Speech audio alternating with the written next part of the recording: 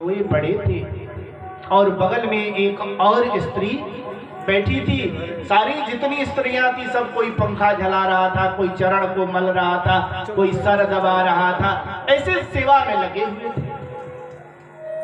ये आश्चर्य हुआ हमको कि भाई ये क्या कारण है, इतनी सारी स्त्रियां एकत्रित हैं और एकत्रित होकर के कर क्या रहे हैं।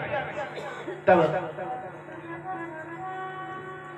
पास से जब नारद जी देखने के लिए पास से गुजरे तो गुजरने के बाद वहां जैसे ही पास गए, वो जो बगल में बैठी थी अकेली स्त्री चिंतित मुद्रा में, उसने नारद जी से कहा कि भो भो साधो क्षणम तिष्ठ मत चिंता अभिनाशय।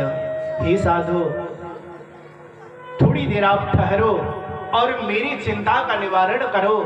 मैंने सुना है, दर्शन शास्त्र का कहना है कि दर्शनम तव लोकस्य सर्वथा गहरम परम। दर्शन, संतों का दर्शन पापों का नाश करने वाला होता है, ऐसा शास्त्र का कहना है।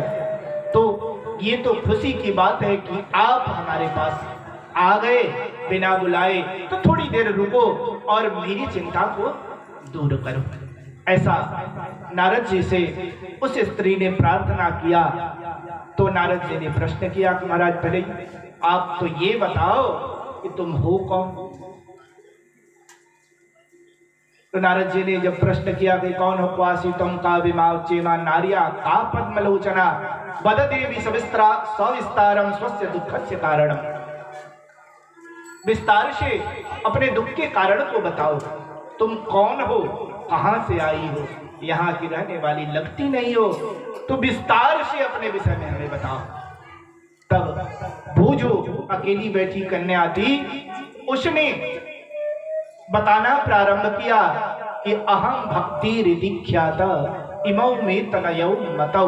मेरा नाम भक्ति है और ये जो पास में अचेत अवस्था में पड़े हैं ये ज्ञान और वैराग्य मेरे दो पुत्र हैं। ज्ञान वैराग्य नामानव काल जोगे न जर्जरौ। और काल के प्रभाव से, कलियुग के प्रभाव से ये जर्जर अवस्था को प्राप्त हो चुकी है। अतः आप कोई उपाय करो। तो कहा नारद जी ने कि आपने कोई उपाय नहीं किया। तो कहा कि हमने बहुत प्रयास किया, लेकिन इनकी जो मूर्छा है वो नष्ट होने के नाम नहीं ले रही है। अतः आप कोई उपाय